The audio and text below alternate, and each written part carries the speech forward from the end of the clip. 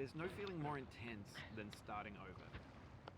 If you deleted your homework the day before it was due, as I have, or if you left your wallet at home and you have to go back after spending an hour in the commute. If you won some money at the casino and then put all your winnings on red but it came up black. If you got your best shirt dry cleaned before a wedding and then immediately dropped food on it. If you won an argument with a friend and then later discovered that they just returned to their original view. Starting over is harder than starting up.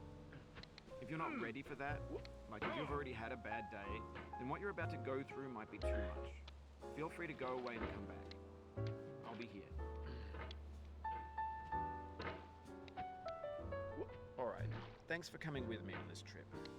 I'll understand if you have to take a break at any point. Just find a safe place to stop and quit the game. And don't worry, I'll save your progress, always, even your mistakes. This game is a homage to a free game that came out in 2002 titled Sexy Hiking. The author of that game was Jazuo, a mysterious Czech designer who was known at the time as the father of B games. And B games are rough assemblages of found objects. Designers slap them together very quickly and freely, and they're often too rough and unfriendly to gain much of a following. They're built more for the joy of building them than as polished products. In a certain way, Sexy Hiking is the perfect embodiment of a B game. It's built almost entirely out of found and recycled parts, and it's one of the most unusual and unfriendly games of its time. In it, your task is simply to drag yourself up a mountain with a hammer. And that act of climbing, in the digital world or in real life, has certain essential properties that give the game its flavor. No amount of forward progress is guaranteed. Some cliffs are too sheer or too slippery. And the player is constantly, unremittingly in danger of falling and losing everything. Anyway, when you start Sexy Hiking, you're standing next to this dead tree that blocks the way to the entire rest of the game. It might take you an hour to get over that tree, and a lot of people never got past it. You prod and you poke at it, exploring the limits of your reach and your strength, trying to find a way up and over. And there's a sense of truth in that lack of compromise. Most obstacles in video game worlds are fake. You can be completely confident in your ability to get through them once you have the correct method or the correct equipment or just by spending enough time. In that sense, every pixelated obstacle in Sexy Hiking is real. The obstacles in Sexy Hiking are unyielding, and that makes the game uniquely frustrating. But I'm not sure Jazuo intended to make a frustrating game. The frustration is just essential to the act of climbing, and it's authentic to the process of building a game about climbing. A funny thing happened to me as I was building this mountain. I'd have an idea for a new obstacle, and I'd build it, test it, and it would usually turn out to be unreasonably hard. But I couldn't bring myself to make it easier. It already felt like my inability to get past the new obstacle was my fault as a player rather than as a builder. Imaginary mountains build themselves from our efforts to climb them, and it's our repeated attempts to reach the summit that turns those mountains into something real. When you're building a video game world, you're building with ideas, and that can be like working with quickset cement. You mold your ideas into a certain shape that can be played with, and in the process of playing with them, they begin to harden and set until they're immutable, like rock. And at that point, you can't change the world. Not without breaking it into pieces and starting fresh with new ideas. For years now, people have been predicting that games would soon be made out of prefabricated objects, bought in a store and assembled into a world. And for the most part, that hasn't happened, because the objects in the stores are trash. I don't mean they look bad or that they're badly made, although a lot of them are. I mean they're trash in the way that food becomes trash as soon as you put it in the sink. Things are made to be consumed and used in a certain context, and once the moment is gone, they transform into garbage. In the context of technology, those moments pass by in seconds. Over time, we've poured more and more refuse into this vast digital landfill that we call the internet. It now vastly outnumbers and outweighs the things that are fresh and untainted and unused. When everything around us is cultural trash, trash becomes the new medium, the lingua franca of the digital age. And you can build culture out of trash. But only trash culture. B games, B movies, B music, B philosophy. Maybe this is what digital culture is. A monstrous mountain of trash, the ash heap of creativity's fountain. A landfill with everything we ever thought of in it. Grand, infinite, and unsorted. There's 3D models of breakfast, Gen X's fanfic novels, scan magazines, green screen Shia LaBeouf, banned snuff scenes on Live Leak. Facebook's got lifelike bots with unbranded adverts and candid shots of Kanye and Taylor Swift mashups, car crash epic failed GIFs, Russian dashcam vids, discussions of McRibs, discarded, forgotten, unrecycled, muddled, rotten, untitled. Everything's fresh for about 6 seconds, until some newer thing beckons, and we hit refresh. And there's years of persevering, disappearing into the pile, out of style, out of sight. In this context, it's tempting to make friendly content that's gentle, that lets you churn through it but not earn it. Why make something demanding if it just gets piled up in the landfill, filed in with the bland things? When games were new, they wanted a lot from you. Daunting you, taunting you, resetting and delaying you. Players played stoically. Now everyone's turned off by that. They want to burn through it quickly. A quick fix for the fickle. Some tricks for the clicks of the feckless. But that's not you. You're an acrobat. You could swallow a baseball bat. Now I know, most likely you're watching this on YouTube or Twitch, while some dude with 10 million views does it for you. Like a baby bird being fed chewed up food. That's culture too.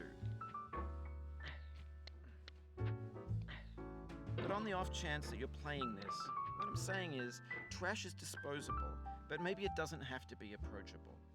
What's the feeling like? Are you stressed? I guess you don't hate it if you got this far. Feeling frustrated?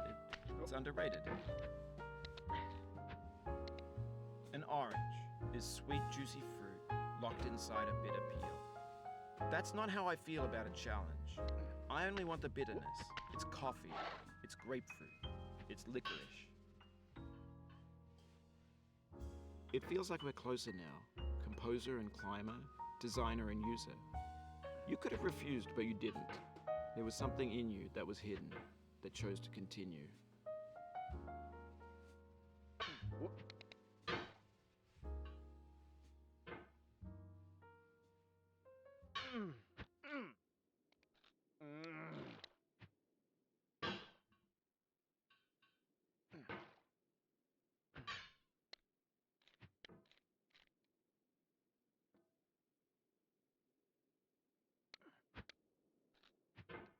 It means a lot to me that you've come this far, endured this much. Every wisecrack, every insensitivity, every setback you've forgiven me is a kingly gift that you've given me.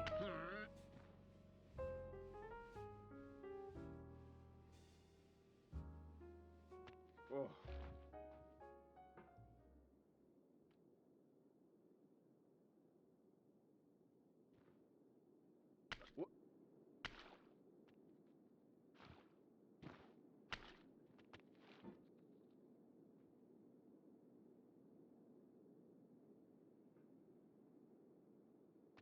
No.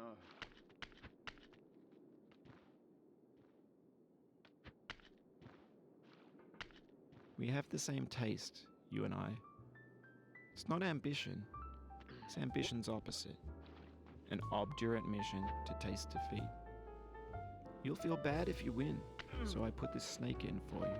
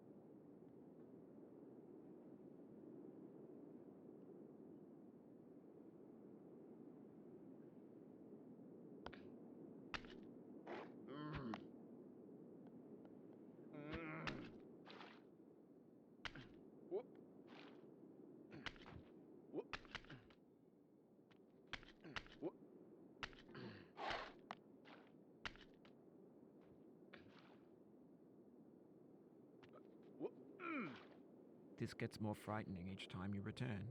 Knuckles whitening, stomach tightening, once bitten, so many times burned.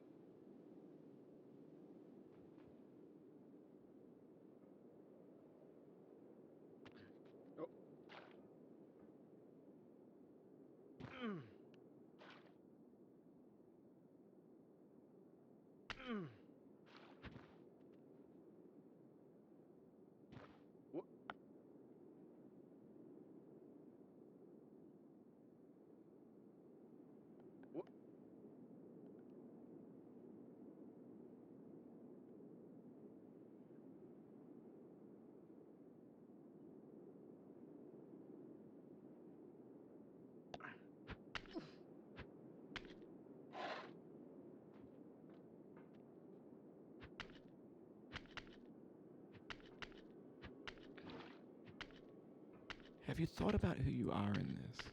Are you the man in the pot, Diogenes? Are you his hand? Are you the top of his hammer? I think not. Where your hand moves, the hammer may not follow, nor the man, nor the man's hand. And this here is will, his intent, the embodied resolve in his uphill ascent.